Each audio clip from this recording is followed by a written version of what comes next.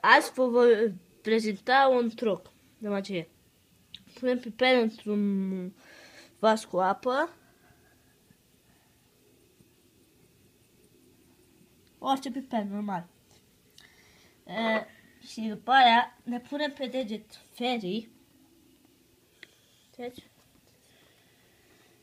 ne punem pe deget un pic. Și după aia băgăm în farfurioară.